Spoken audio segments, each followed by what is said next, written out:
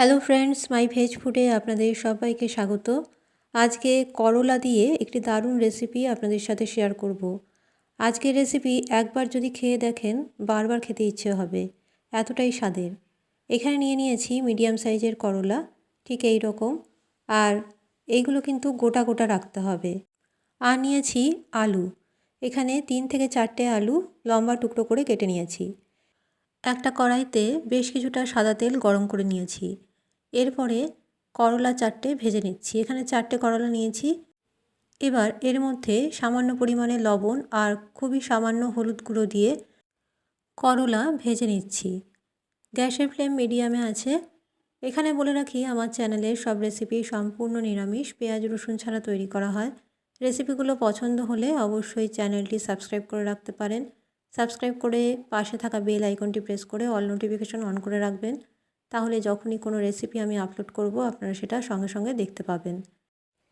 যারা করলা খেতে একেবারেই পছন্দ করেন না, আজকের এই করলার রেসিপি একবার বাড়িতে অন্তত বানিয়ে দেখুন আর খেয়ে দেখুন। এতটাই স্বাদের হয় যে থালার পুরো ভাতই কিন্তু এই রেসিপি দিয়ে খাওয়া হয়ে যায়। আজকের করলার রেসিপি যদি ভালো লেগে থাকে কমেন্টে অবশ্যই জানাবেন। আর ভালো লাগলে একটা লাইক করতে ভুলবেন না। সাবস্ক্রাইব করবেন অবশ্যই চ্যানেলটি। প্রায় 1 থেকে 2 মিনিট মিডিয়াম ফ্লেমে করলাগুলো ভেজে নিচ্ছি। ঠিক এই রকমভাবে ভেজে নিতে হবে। আর এই করলা কিন্তু গোটা গোটাই রাখতে হবে। করলা দিয়ে তো অনেক রেসিপি তৈরি হয়, তবে আজকের এই রেসিপি একদম নতুন ধরনের, সম্পূর্ণ নিরামিষভাবে তৈরি। তাই রেসিপি একবার অন্তত বাড়িতে বানাতে একদমই মিস করবেন না। এই রকমভাবে করলা ভাজা হয়ে গেলে একটা পাত্রের মধ্যে তুলে রাখছি। ওই তেলের মধ্যেই দিয়ে দিচ্ছি আগে থেকে ভাপিয়ে নেওয়া আলু। এখানে 1 থেকে 2 মিনিটের মতো আলুগুলো সামান্য জলে ভাপিয়ে নিয়েছি। এবার আলুগুলো একটু ভেজে নিচ্ছি। এর মধ্যে দিয়ে দিচ্ছি সামান্য পরিমাণে, খুবই সামান্য পরিমাণে লবণ। লবণ দিয়ে আলুর টুকরোগুলো ভালো করে ভেজে নিচ্ছি 1 থেকে 2 মিনিটের মতো। আমার চ্যানেলে আরও অনেক রকমের রেসিপি আছে সম্পূর্ণ নিরামিষভাবে তৈরি। যারা এখনও আমার চ্যানেলটি দেখেননি, অথবা আজকে যে সকল বন্ধুরা নতুন দেখছেন আমার চ্যানেলটি, তাদেরকে জানাই আমার চ্যানেলে অনেক অনেক স্বাগত। একবার রেসিপিগুলো তৈরি করে দেখুন। আলুর টুকরোগুলো হালকাভাবে ভেজে নিয়েছি, একটা পাত্রের মধ্যে তুলে রেখেছি। এবার ওই তেলের মধ্যে দিয়ে দিচ্ছি 1/2 চামচ গোটা জিরে আর তেজপাতা। তেজপাতা গোটা জিরে ফোড়নটা ভালো মতো হয়ে যাক। এর মধ্যে একটা মশলা আমি তৈরি করে নিয়েছি, সেটা হচ্ছে 1 ইঞ্চি আদা, 2টো শুকনো লঙ্কা, 1/2 চামচ গোটা জিরে, 1/2 চামচ গোটা ধনে ভালো মতো পেস্ট করে নিয়েছি সামান্য জল দিয়ে।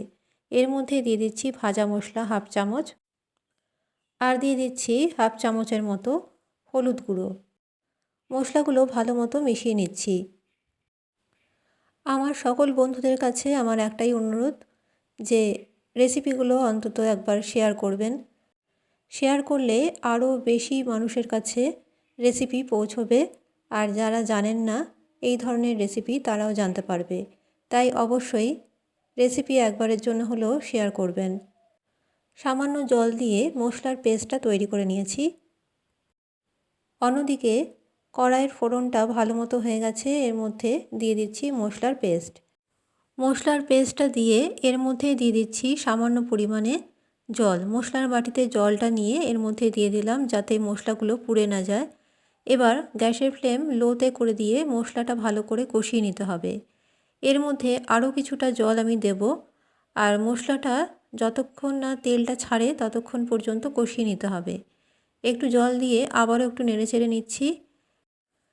যারা করলা খেতে পছন্দ করেন তাদের কাছে আজকের রেসিপি একেবারে অনবদ্য। ভাতের সাথে দারুণ লাগে খেতে। আর সমস্ত ভাতই কিন্তু এই রেসিপি দিয়ে খাওয়া হয়ে যায়। মশলার থেকে তেল ছেড়ে এসেছে। এবার এর মধ্যে দিয়ে দিলাম আগে থেকে ভেজে রাখা করলা আর আলু। করলা আর আলু দিয়ে ভালো মতো এবার নেড়েচেড়ে নিচ্ছি। গ্যাসের ফ্লেম লো টু মিডিয়ামে রেখে করলা আর আলু ভালো মতো ভেজে নিতে হবে, অর্থাৎ কষিয়ে নিতে হবে। আর মশলার সাথে কষানো হয়ে গেলে এর মধ্যে দিয়ে দেব আরও একটি উপকরণ। এখানে নিয়েছি 4 টেবিল স্পুন টক দই। দইয়ের মধ্যে 1 বড় চামচ চিনি ভালো করে মিশিয়ে নিচ্ছি। এখানে কিন্তু ফ্রিজের টক দই ব্যবহার করবেন না, ফ্রিজে রাখা দই ব্যবহার করবেন না। ফ্রিজে থাকলে ফ্রিজ থেকে বের করে প্রায় 1 ঘন্টার মতো রেখে দিতে হবে বাইরে, তারপরে এটা ব্যবহার করা যাবে। কারণ ঠান্ডা দই যদি তরকারিতে দেওয়া হয় তাহলে কিন্তু দই ফেটে যাওয়ার সম্ভাবনা থাকে। আলু আর করলা ভালো মতো কষানো হয়ে গেছে, এর মধ্যে দিয়ে দিলাম ফেটিয়ে নেওয়া দই। দই যেই বাটিতে নিয়েছিলাম সেই বাটিতেই আরও কিছুটা জল নিয়ে এর মধ্যে দিয়ে দিলাম। এবার খুব ভালো মতো মিশিয়ে নিতে হবে। ছোট থেকে বড় সকলেরই কিন্তু আজকের এই করলার রেসিপি দুর্দান্ত লাগবে খেতে। একবার অবশ্যই বাড়িতে বানিয়ে দেখুন।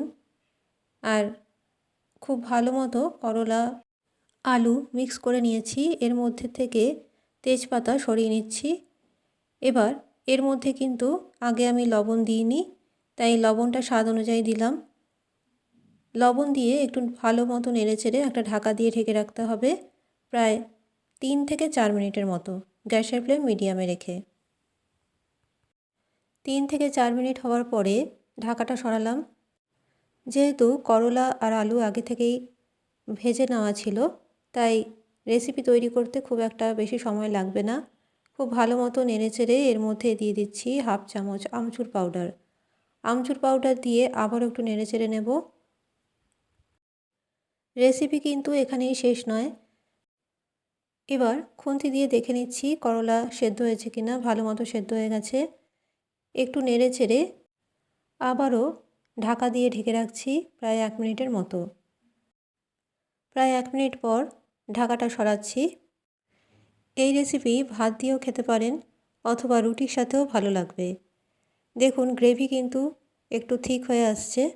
এবার এর মধ্যে দিয়ে দিতে হবে 1/2 চামচ গরম মশলার গুঁড়ো আর দিয়ে দেবো সামান্য পরিমাণে কাসুরি মেথি। যারা একেবারে নিরামিষ খেতে পছন্দ করেন আজকের এই করলা আলুর রেসিপি একবার বাড়িতে বানিয়ে দেখুন এইভাবে। ঠিক যেভাবে আমি রেসিপি দেখালাম ঠিক সেইভাবে তৈরি করে দেখুন। তবে লবণ আর মিষ্টির আন্দাজটা আপনাদের স্বাদ অনুযায়ী দেবেন। এবার গ্যাসের ফ্লেম অফ করে দেবো আর 2 মিনিট ঢেকে রাখবো একটা ঢাকা দিয়ে। 2 মিনিট পর একটা পাত্রে ঢেলে নিয়েছি রেসিপি আর এটা সার্ভ করে দেখাচ্ছি। তৈরি হয়ে গেল দারুণ স্বাদের আলু করলার রসা। আজকের রেসিপি অন্তত বাড়িতে একবার বানিয়ে দেখুন। খেতে কেমন হয়েছে অবশ্যই জানাবেন, ভালো লাগলেও জানাবেন, খারাপ লাগলেও জানাবেন। আশা করি আজকের রেসিপি আপনাদের ভালো লাগবে। আজকের মতো আমার রেসিপি এখানেই শেষ করলাম। ভালো থাকবেন, সুস্থ থাকবেন, নমস্কার।